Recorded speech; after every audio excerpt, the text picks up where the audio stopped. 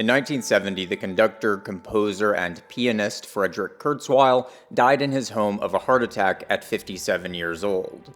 At the time, Frederick's son, Ray Kurzweil, was only 22 years old, and the death of his father would come to have an immense impact upon Ray's outlook on the nature of life, death, the natural world itself, and the existential implications of technological advancement.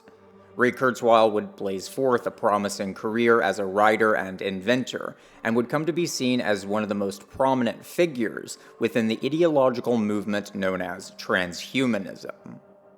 In various interviews and publications, Kurzweil has discussed the death of his father in relation to the project of overcoming bodily death itself through technological advancement. For more than 50 years, Kurzweil has dutifully collected boxes of letters, documents, and photos related to his deceased father. For Kurzweil, however, the contents of these boxes are far more than just memorabilia. They are the raw materials from which he hopes to one day resurrect his father through the use of computer simulation technologies. Kurzweil firmly believes that the rate of technological development is inescapably exponential, that new technologies will increase the pace of technological advancement itself, thus resulting in an ever-accelerating feedback loop, which will ultimately come to disintegrate the boundaries which divide the technological from the biological, and the computational from the psychological. As such advancements allow for ever more precise recreations of nature through technological means, Kurzweil believes that eventually he will be able to create a computational avatar of his deceased father. The digital avatar will be fed an enormous amount of information related to his father, from letters, photos, and documents, through which the avatar will come to actually simulate his father's personality. Kurzweil acknowledges the argument that some might see this digital avatar as no more than a replica, that this avatar would not actually be Frederick Kurzweil any more than the letters, photos, and documents themselves are. But for Ray, this is a distinction which makes little difference. Quote, "You can certainly argue that, philosophically, that is not your father, that is a replica. But I can actually make a strong case that it would be more like my father than my father would be were he to live." End quote. What Kurzweil is gesturing towards here is the idea that the slow decay of time would have eventually made his father less like himself even if he hadn't died, that diseases would have stripped away the features of his father which Ray considers to be most essential, the features which most strongly correlate with the mental image of his father which Ray came to form during his childhood and adolescence. The digital avatar, in other words, will eventually be more real than even his own flesh and blood father would have been were he to have remained alive. The above quotation also speaks to something much deeper about the way in which the death of his father came to drastically shape the way in which Kurzweil came to see the world as a whole. Kurzweil does not see technology as an imitation of nature, but rather tends to see nature, including biological bodies and nervous systems, as pale imitations of the bright, glorious future which is promised to us by computer technologies. Kurzweil is an adherent of the neo-Darwinian paradigm of biology, and thus sees biological organisms as fundamentally flawed. The neo-Darwinian paradigm tells us that biological organisms are haphazardly constructed by the blind watchmaker of algorithmic, purposeless natural selection. As Kurzweil and other neo-Darwinists see it, biological bodies are meat suits created by collections of DNA sequences for the purpose of self-replication. Human consciousness, therefore, is something which has been accidentally produced as a part of that process, and death itself is a kind of curse which has been unjustly bestowed upon us due to the fundamentally thoughtless, callous indifference of nature. Kurzweil therefore sees it as our duty to overcome this curse.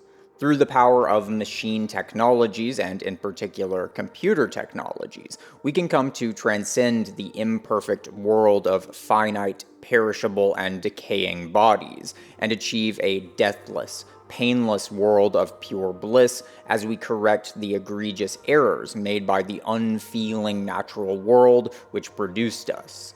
God the Father may be dead, but we can resurrect him. We have the technology. One of the most central concepts found within the psychodynamic theories of Carl Gustav Jung is, I would argue, that of enantiodromia, the tendency of psychological forms or processes to mutate into inverted mirror images of themselves. Psychological processes have a tendency of transforming into their opposites, into disfigured parodies of their own innermost essences. One particularly illustrative symbolic example of this, drawn from the realm of postmodern consciousness, is the motif of the undead. Zombies, for example, appear to be human, but this visual semblance results in an unsettling dissonance, as we can see that the zombie is not guided by the inner light of human will. The human will, with all its various nuances and capacities for reason and empathy, is absent, and the zombie instead comes to be driven by an animalistic, violent hunger which is more primal and unrestrained than even what we see in most animals. In the absence of its inner telos, or principle of purpose, the human body of the zombie comes to operate simply on the basis of its own unconscious inertia. The will to consume and kill are expressions of the body's impetus towards maintaining itself, even as, ironically, the body of the zombie decays and rots away. Understood in Jungian terms, this archetype is an enantiodromic inversion of the Christian motif of eternal life. The boundaries between life and death are overcome, but rather than resulting in the spiritualization of the bodily through redemption and resurrection, the body instead comes to be a grotesque parody of life itself. Returning to Kurzweil's transhumanism, we can see that Kurzweil's techno-philosophy is in fact an unconscious reenactment of the Christian imperative towards the redemption of the bodily, natural world, the most significant metaphysical development of Christianity in relation to pre-Christic forms of Indo-European philosophy such as Platonism was the manner in which the Christian mythos came to re-territorialize the boundary between the transcendental, celestial world of perfect eternality and the immanent, corporeal world of imperfect transience. The core image of the Christic mythos, the god of all gods as an impoverished, emaciated, dirty vagabond nailed dying to a piece of wood, is as metaphysically paradoxical as one could possibly imagine, and it is within that paradox itself that we find the unfathomably immense psychological and metaphysical power of Christianity. The all-pervasive boundaries between the eternal and the temporal are shattered, and the purpose of human existence comes to be seen as the spiritualization and redemption of the bodily, earthly domain. Ray Kurzweil's transhumanism is this very impulse towards the redemption of the bodily world. It is a reenactment of the very same imperative towards redemption and resurrection, but now iterated within an ideological purview which lacks any notion of the suprasensory world. The notion of the transcendental realm, which was taken for granted by all human beings prior to the modern era, is entirely absent from the physicalist neo-Darwinian paradigm, which conditions the boundaries of thought for figures such as Ray Kurzweil. As such, we see within transhumanism all of the core motifs of Christianity, reenacted in purely mechanistic, physicalist terms. The resurrection of the body through spiritualization of the past comes to be inverted into resurrection through digital simulation. God the Father comes to be replaced by Ray Kurzweil's own biological father. The kingdom of heaven comes to be recast as the technological singularity, and the angelic, archetypal forces of the transcendental world come to be recast as hypothetical, hyper-intelligent computer systems, which will guide humanity onto the glorious horizon of sleek and polished artificial devices which allow us to overcome the dirty, imperfect biological forms which have been excreted into being by the unfeeling Mother Lilith. The imperatives of the unconscious cannot be escaped.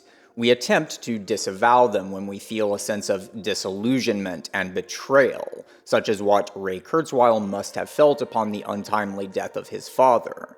But this disavowal necessarily results in the formation of the unconscious shadow. The parts of ourselves which we disavow don't simply go away when we try to discard them. They go behind the curtain, put on some sunglasses and a fake mustache, and then come back around the other side. The Christic impulse shook Ray Kurzweil's hand while wearing a different name tag, and he was none the wiser. The danger here, however, is that as these psychological and metaphysical imperatives become unconscious, they become disconnected from the inner will of human consciousness. They come to be disconnected from the inner logos, which is the core of the human psyche, what Carl Jung would have referred to as the higher self, or archetypal self, the will to harmonious flourishing of life through beauty and numinosity. Like a writhing snake whose head has been decapitated, these impulses carry on simply through the internal logic of their own bodily inertia. They strive to maintain and repeat themselves, and once this will to repetition becomes the core impulse of a psychological complex, that complex comes to undergo enantiodromia. It is transfigured into a perverse parody of itself until it can come to be reintegrated into the psyche as a whole. Rather than the spiritualization of the corporeal realm, Kurzweil's transhumanism instead manifests as the will towards the imitation of the spiritual through the reshaping of the material.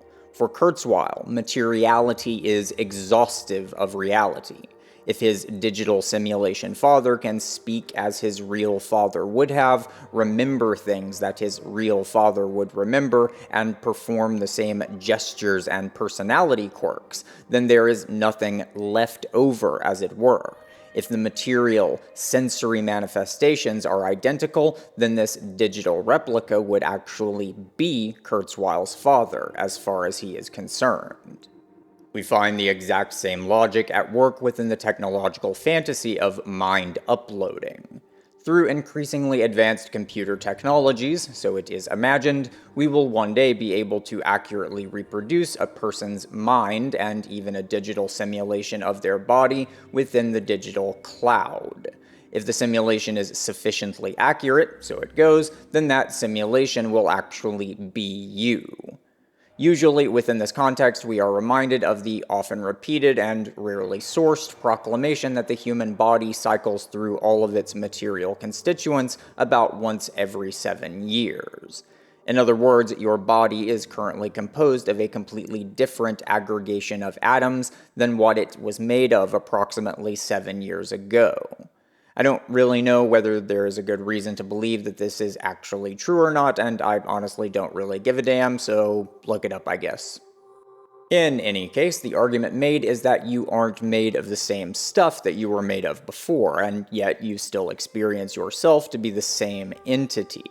As such, it cannot be your material constituents which determine your continuity of identity. Rather, so we are told, it must be the information which is stored within the physical substrate of your atomic and molecular constituents. This ever-elusive concept of information, typically understood to consist in different arrangements of physical matter, comes to be effectively a form of substitute for the pre-modern notions of soul or spirit. If your digital avatar enacts the same information processing which was enacted by your biological body, then it follows, allegedly, that your digital avatar will experience the exact same continuity with you, which you experience with younger versions of your own biological form. Unlike biological bodies, however, your digital avatar will not be subject to the same principles of death and decay. You will have effectively achieved a form of digital immortality, which will allow you to experience eternal bliss within the digital puffy cloud heaven along with all of your deceased relatives. Assuming, of course, you manage to compile enough of their letters and photos to feed into the artificial Holy Spirit hive mind. All of this seems rather well and good, except, of course, for the possibility that biological organisms are not, in fact, machines. Machines are, of course, physical entities. They are aggregations of physical bodies which are arranged in such a manner that they are able to reliably perform certain tasks. Machines are, in many ways, the polar opposite of biological organisms. When we say that a technological device has a mind of its own, that is not a compliment, because machines are purposefully designed to perform in highly predictable, that is, mechanical ways. Modern physics, as the name implies, is a fortress which has been erected upon the materialist presupposition that the most basic features of reality operate in accordance with physical laws. This notion of physical law is itself a lingering, unconscious vestige of the pre-modern age. The term derives from the early Enlightenment period in which it was presumed that the regularities of nature result from the dictates of a transcendental God, which, at the time, was often conceptualized as being a sort of divine emperor whose mandates determine the order of the cosmos. These laws of the divine emperor were understood to be invariant and immutable. Thus, the core paradigm of physics became conceptualized as the determination of subsequent conditions through the activity of mathematical constants upon initial conditions. That is, if the initial conditions are exactly the same, then the output conditions will be identical as well, because the same equations which deterministically dictate the passage of time from one moment to another will be at play. Within the early Enlightenment period, this principle of physical determination was understood to govern physical bodies, but human beings themselves were understood to be exceptions to this. Human consciousness was understood to be an entirely different substance than that of physical materials, and thus the human mind was able to act with an animate agency, which is not found within inert, lifeless physical bodies. But over the course of the 19th and 20th centuries, this mind-body dualism would come to be increasingly supplanted by materialistic monism. Consciousness itself came to be understood as an epiphenomenal product of mechanical complexification. Just as Albert Einstein would collapse time into space by conceptualizing it as effectively a fourth spatial dimension, physicalist ideology would come to collapse consciousness into matter by conceptualizing it as an outgrowth of the material world. In both cases, what we have here is the erasure of the transcendental through the elevation of mechanical causality to the status of an ultimate metaphysical principle. The paradigm of mathematical laws within natural science has been extremely efficacious in terms of technological applicability, and even today the primary apologetics of materialism tends to be justification through technology. We know that physicalism is true, so we are told, because the planes fly and the trains run on time. But here we need to understand exactly why this has been the case. As we have discussed at length in previous videos, the core principles of the corporeal realm are difference and repetition, to borrow a phrase from Guy Deleuze.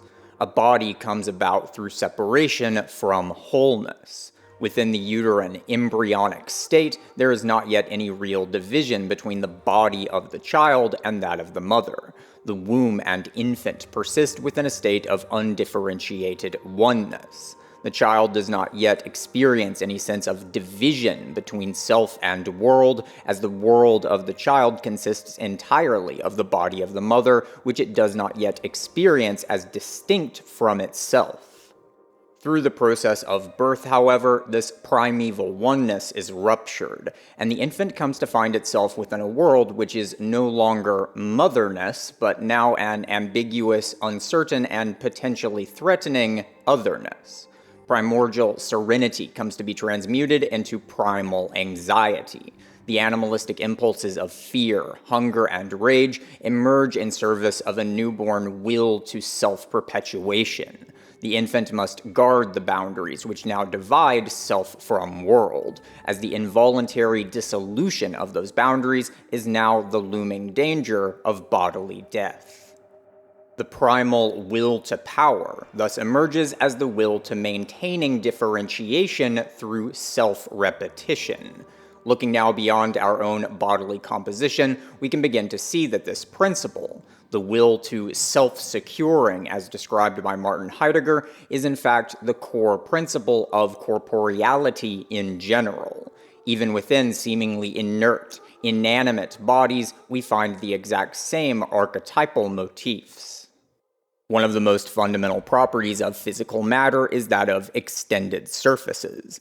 Boundaries which divide the internal from the external, and thus allow for the physical world to consist in a plurality of discrete, differentiated bodies.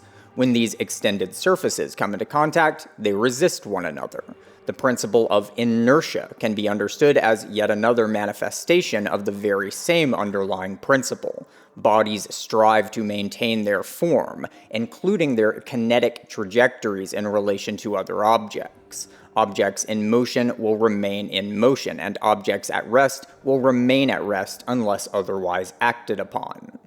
Physicality is thus the attainment and maintenance of a stable, repetitive pattern of becoming.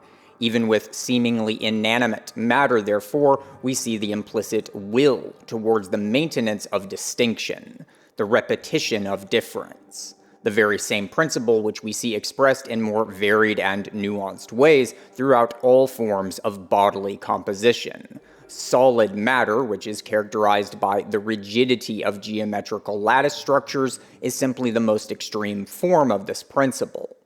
By conceptualizing all of reality through the conception of crystalline, solid matter, physical science was able to exploit the bodily regularity of the most inert layer of corporeal reality by developing abstract mathematical tools which would allow for quantitatively precise predictions. These models then proved to be exceptionally powerful instruments for facilitating the creation of machine technologies. The crystalline world most thoroughly exemplifies the bodily principles of repetition and consistency, and is thus the domain of nature which is most easily subjugated by mathematical abstractions.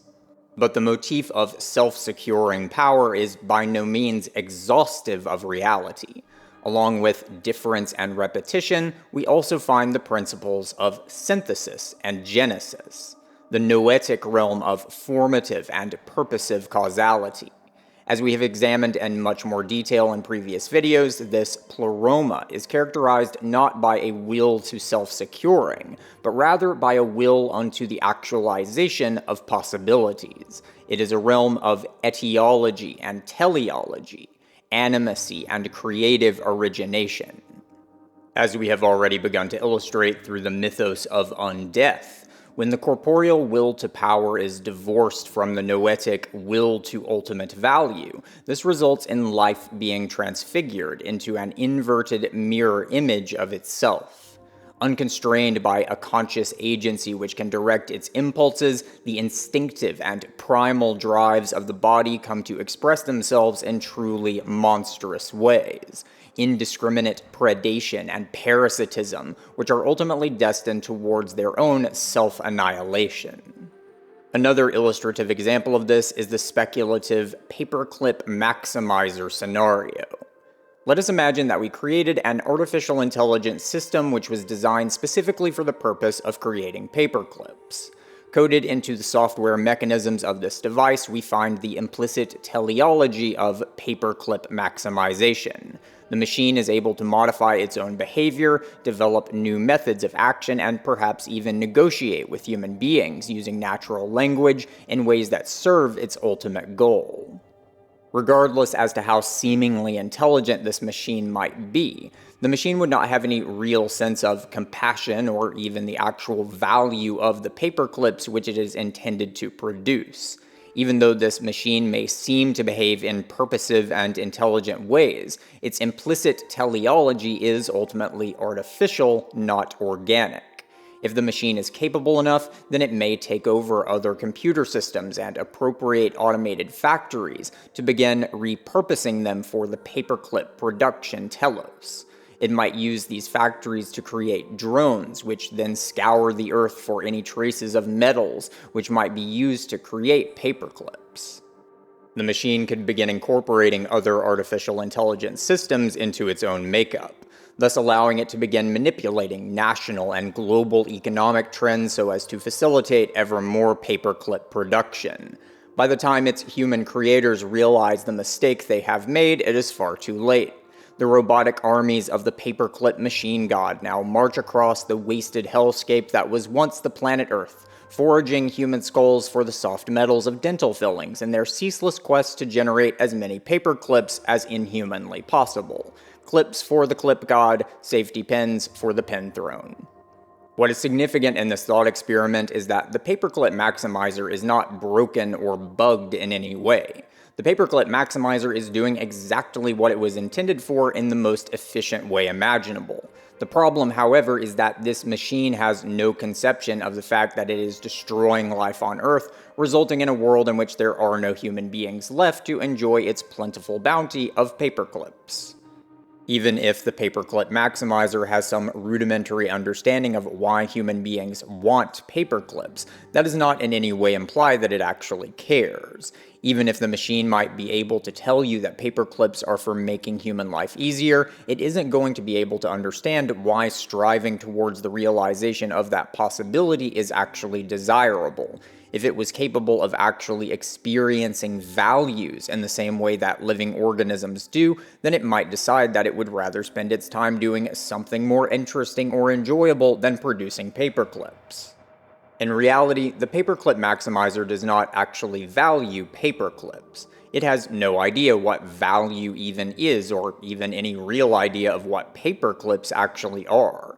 It behaves as though it valued paperclips because its inner workings are specifically designed to mimic such valuation. In reality, however, there is no such animacy at play here. What we have instead is undeath. A golem which is cloaked in a thin facade of animacy which conceals its true inner logic. The same unconscious, mechanical repetition which we see in the all-devouring hunger of the zombie plague. So now let us return to the transhumanist fantasy of achieving immortality through the digital recreation of the human personality. Ray Kurzweil is very certain that an accurate digital replica of his father would be ontologically identical or even preferable to his real father had he not passed away. As long as this replica is able to speak with the same cadences and mannerisms, recall the same memories, or crack the same jokes, then as far as Kurzweil is concerned, this replica would in fact be his resurrected father. Likewise, Kurzweil firmly believes that a digital replica of himself would in fact be a genuine continuity of his own consciousness. But such an artificial intelligence replica would ultimately be a machine. It would not be able to actually discern or experience values, and therefore such a machine would need to be programmed to mimic human valuative consciousness in the exact same manner as our paperclip maximizer. With the paperclip maximizer, however, we at least had a clear understanding of the artificial teleology which was at play in governing the machine's behaviors. With something like a digital replica of a human being, however, things would be much more vague. Large language models, despite how impressively intelligent they seem to be, are effectively no more than highly advanced autocomplete programs. They attempt to predict which words are more likely to follow other words based on the titanic mountains of natural language fed into them, and most of the subsequent features of the software are intended to make sure that this functionality does things which we find useful and doesn't do things which we find harmful. We know that there is some sort of artificial will towards generating plausible and intelligible responses within these language modeling systems, but we can't really say for certain much beyond that. These are machines which are continuously reprogramming themselves, and therefore it is very difficult to say exactly what sorts of implicit artificial teleologies might have come to manifest within their composition without our even knowing. If we are to create such a digital, that is, mechanical simulation of an entire human personality, then this possibility would be even more acute and elaborate, as such a system would need to be vastly more complex than even our most impressive artificial language models. Even now, artificial intelligence software engineers can only speculate as to what sort of inadvertent teleological imperatives might have come to instantiate themselves within large language models. Beyond the completion of coherent sentences, we really have no idea what an LLM is programmed to want, as these systems are not really programmed by human beings, but rather these systems are generated by processes of algorithmic self-organization which superficially mimic the self-organization of genuine living systems. No one has any real understanding of the finer compositional details of how and why these machines operate as they do, and as such, we really have no way of directly discerning what sort of artificial values may have come to serve as the telic attractors that may be at work within their inner fathoms.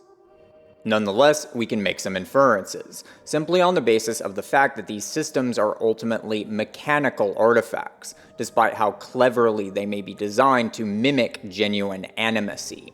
Such artificial intelligences, in other words, are characterized by corporeality, which has come to be entirely divorced from the noetic composition of the world. As we saw previously, mechanical artifacts are designed specifically to divorce physicality from animacy, for the purpose of consistency, repetition, and determinism.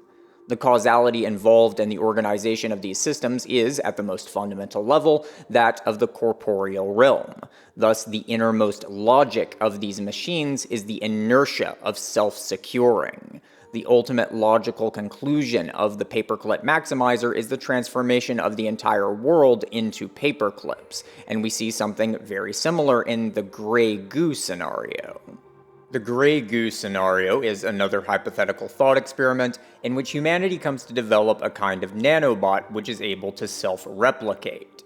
Proponents of nanotechnology suggest that such microscopic machines could provide humanity with a variety of near-miraculous capabilities, from regenerating biological organs and preventing diseases such as cancer, once again intimating the transhumanist motif of technological immortality, to the production of advanced artifacts such as buildings, vehicles, or appliances without any need for human labor. If such nanobots are able to replicate themselves, then they would supposedly be the ultimate tool for the liberation of humanity from the fallen world of death and decay which we must endure as excretions of the blind god of chaos which transhumanists imagine nature herself to be. But if such nanobots are able to replicate themselves, then this means that these machines will be subject to the principles of Darwinian natural selection. Copying errors within the hardware or software of these nanobots will be passed on to subsequent generations of nanobots, thus creating the conditions for the algorithm of natural selection to begin acting upon the form of these machines. With natural selection, then necessarily comes teleology, as loath as neo-Darwinists may be to actually use that term. This Darwinian algorithm will aim the development of these machines towards some teleological attractor, and assuming that replication itself is the primary determinant of genetic epidemiology, then that attractor will be the maximization of replication. However useful these nanobots might be for human beings, the inner logic at work within these machines will be one which couldn't give a single damn about whether human beings are enjoying the show that they are putting on. These nanobots will, simply through the blind logic of natural selection, come to be ever more efficient producers of nanobots, even if that comes at the cost of no longer being able to cure human beings of cancer, or at the cost of the entire planet being transformed into nanobots. You're probably beginning to notice a theme here. You might also be beginning to wonder why actual evolution has not already produced such a world-devouring replicator if that is, as we are told by neo-Darwinism, what biological organisms truly are. This, as we have already begun to see, is because the implicit teleological imperatives of these machines, their implicit pseudo-values, that is, are strictly material aims which are not subjugated to the cosmogonic values of life affirmation, experiential numinosity, eudaimonia, or symbiotic flourishing, without any predetermined end state or any ultimate valuation of animacy and otherness as ends in themselves. Such mechanical telic attractors inevitably result in an endless spiral of ravenous devouring, no matter how superficially these machines might mimic biological features such as intelligence, emotion, and creativity. Despite what may be implied by the neo-Darwinian selfish replicator theory of biological life, this underlying imperative of ravenous devouring is not, in fact, the only teleological attractor at work within real organisms. Real organisms are always oriented towards a dynamic equilibrium of ecological harmonization and experiential flourishing, and this is a fact that we can clearly see simply by taking note of what the selfish replicator theory would actually predict.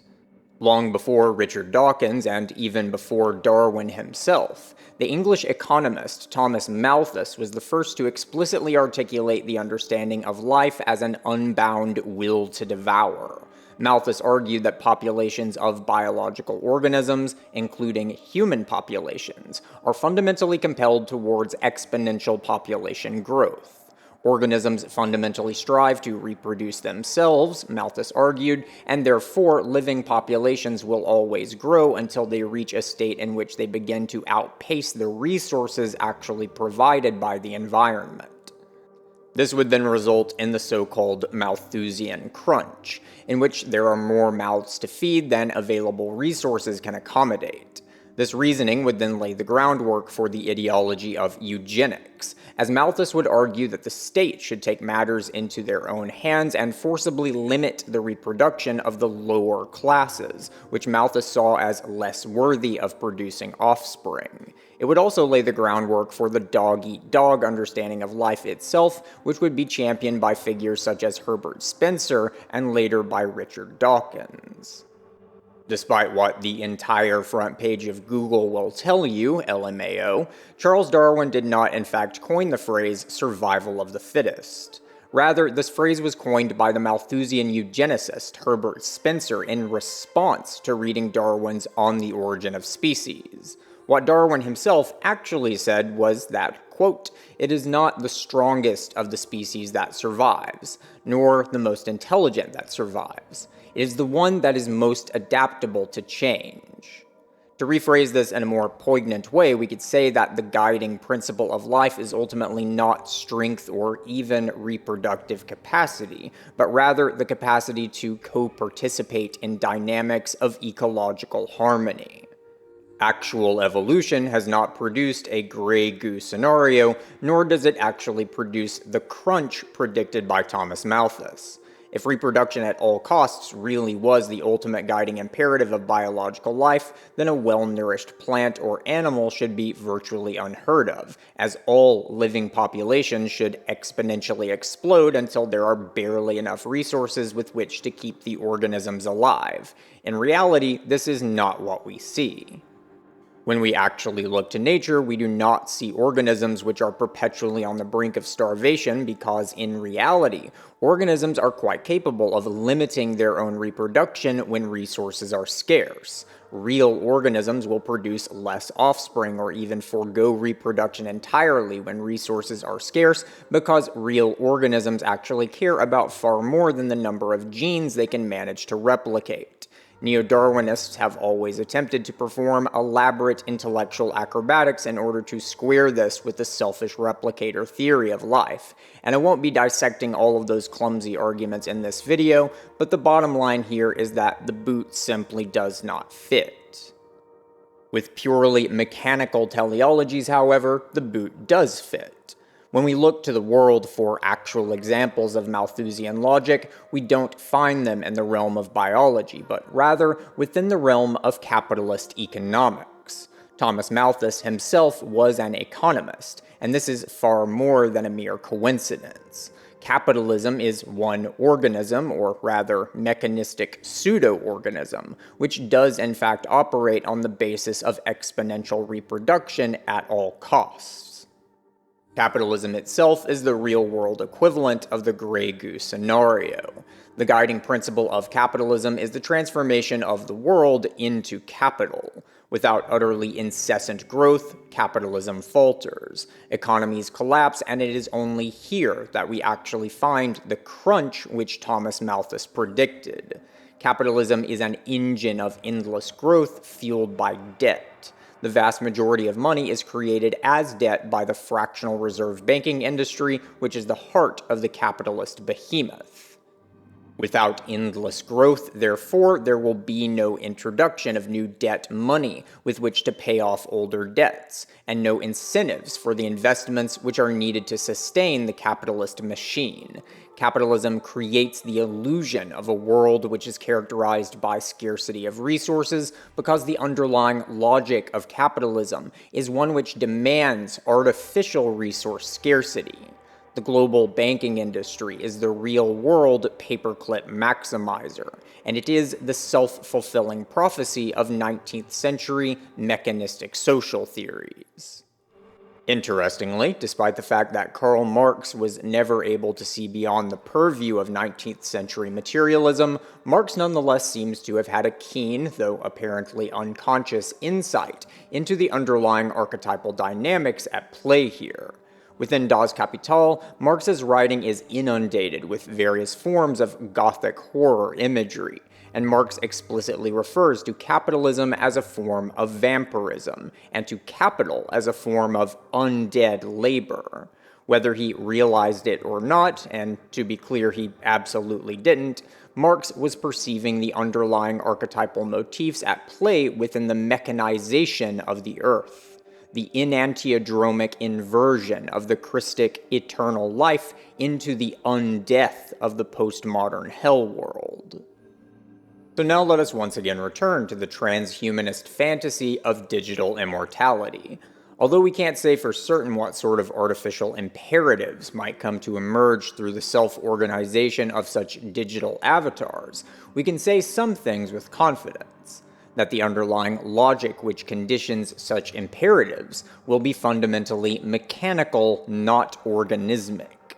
If Ray Kurzweil is ever so unlucky as to succeed in creating a digital rendition of his father, this replica will not actually be his father, but rather an archon, one which will be grotesquely clothed in the thin veneer of the late Frederick Kurzweil.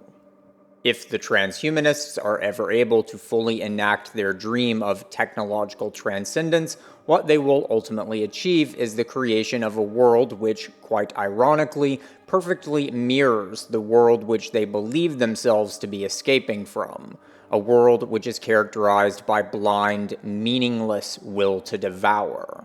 This irony is more than accidental. Karma is not the mere punitive retribution of past sins. The concepts of karma and self-fulfilling prophecy are virtually synonymous, and we also find the exact same inner logic within the Jungian notion of shadow projection. We inadvertently create our own deepest fears, delusions, and pathologies such that these shadows can then be confronted in clear daylight and ultimately overcome. What makes transhumanism unique is that it is the delusion which, through the self-actualization of its own inner pathology, threatens to enact the unworlding of the earth itself, to borrow a phrase from Martin Heidegger. The karma, which is playing itself out within the transhumanist will to dehumanize humanity and de-animate the living world in general, is the reiteration of the same core motif, which we see expressed within the mythos of Tiamat and Marduk. Within the Sumerian creation myth, Tiamat and Abzu are the two primordial creator deities.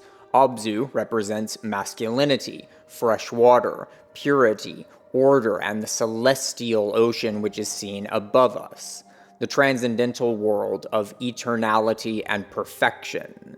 Tiamat, conversely, represents chaos, primality, transfiguration, and oceanic saltwater, which was identified with menstrual blood. As the world was created by younger generations of gods, Abzu became enraged by the cacophonous noise, representing chaos, which was produced by the world which was animated by the younger gods, deities which were the offspring of both Tiamat and Abzu, and thus characterized by a conjugation of both order and chaos, light and darkness. This resulted in a conflict in which the younger gods murdered Abzu and stole his divine powers of transcendental order. Seeking revenge for the slaying of her consort, Tiamat then gave birth to a race of dragon-like beings, and sent them to begin devouring the world. The Jovian culture hero Marduk then slew Tiamat's dragons and ultimately slew Tiamat herself using a fishing net and a spear, both representing the powers of masculinity and order, which were seen to derive from the transcendental realm. This myth is, I believe, an expression of a sort of collective birth trauma, which humanity underwent at some point in prehistory prior to the Neolithic Revolution.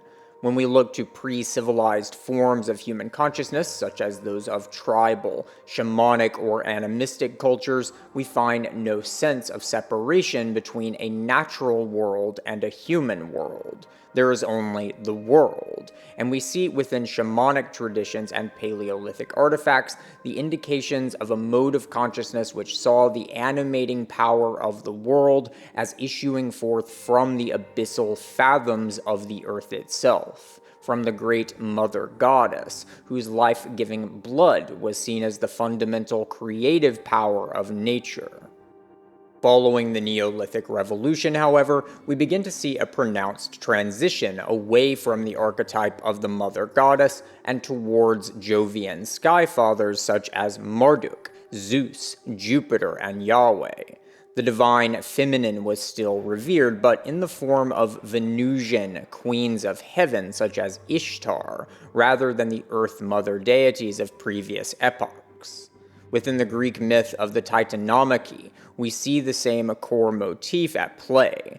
The Olympian gods must war with the primordial Titans, and the victorious Olympians condemn the defeated Titans to be locked away within the abyssal interior of Tartarus, the womb of the great Mother Gaia, wherein the primordial, primal, chaotic powers of the Titans could be held at bay.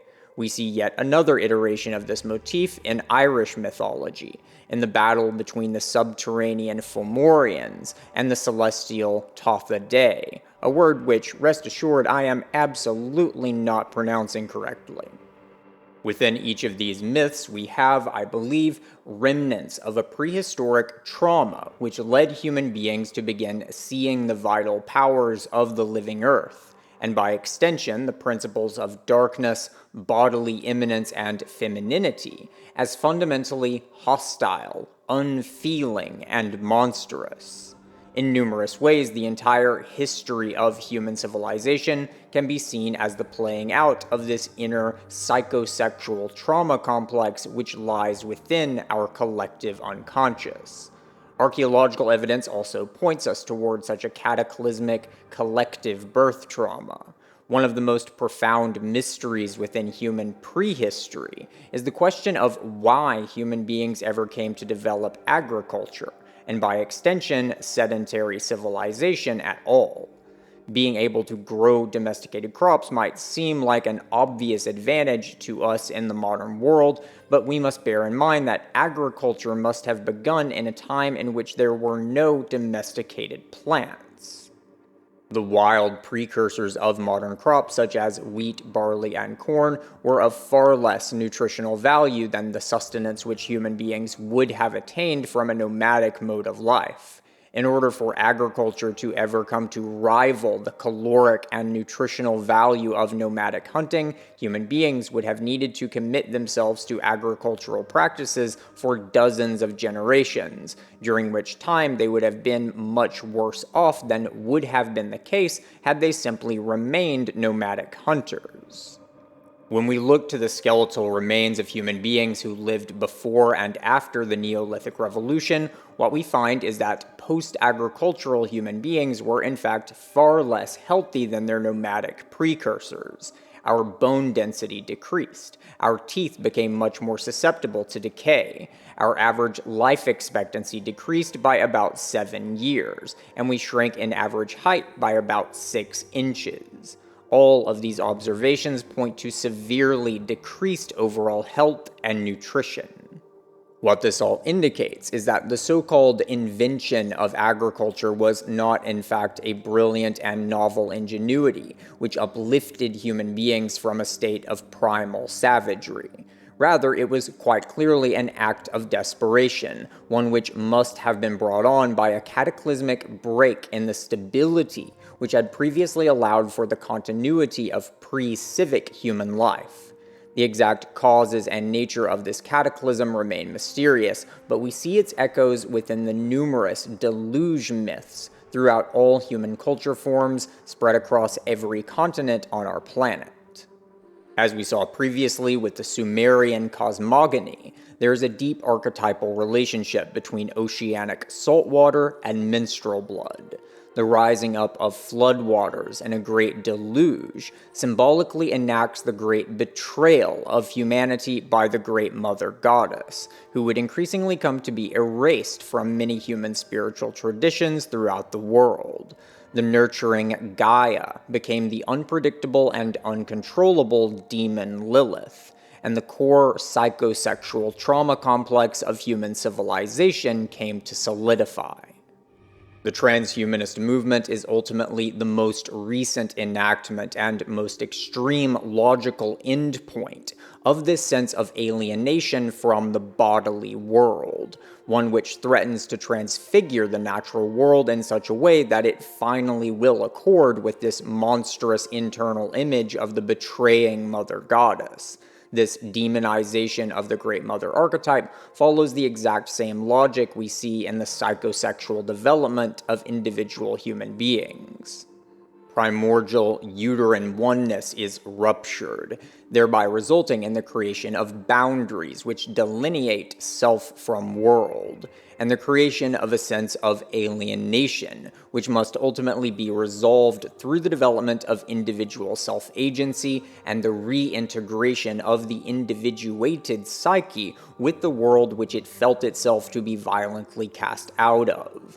There is only one logical endpoint of this collective individuation process, and it is certainly not the escapist fantasy of digital transcendence. It is the redemption of the body, the mother, immanence, and indeed the primordial darkness of absolute otherness. What this redemption of divine darkness must ultimately look like and what its implications must prove to be is a topic which we are only now beginning to explore. The path before us is both shrouded and uncharted, but the stakes can now be seen clearly enough. Our options are either the unworlding of this world or redemption. Thanks for watching. Alright guys, so one last thing which I decided to include at the end of this video because interruptions suck, and also because interruption sucking is kind of the thing that I'm going to be talking about. So here's the deal. So Formscapes is now part of this thing, which is the YouTube Premium Affiliate program. And so anyway, basically how it works is this. There's a link in the description and the pinned comment and whatnot, and you can click on that and sign up for a 2-month free membership for YouTube Premium. And if you decide that you like it and continue with your membership, then I can get a commission for that, which is lovely, because I would love to be spending more time making these absolutely monstrous video essays as opposed to working my day job. Now, reasons you should do this: the aforementioned fact that interruptions suck and you can watch all the videos without ads and whatnot, which is great. You can also download videos for watching things on planes, and you can also actually like close your phone and continue like listening to something even with the phone closed, which is great if you're like watching these things while doing other stuff, which I imagine most of you are. Trust me, I have tried the like, oh, I'll just like leave the video playing and like leave the screen open and then put it in my pocket while doing something else.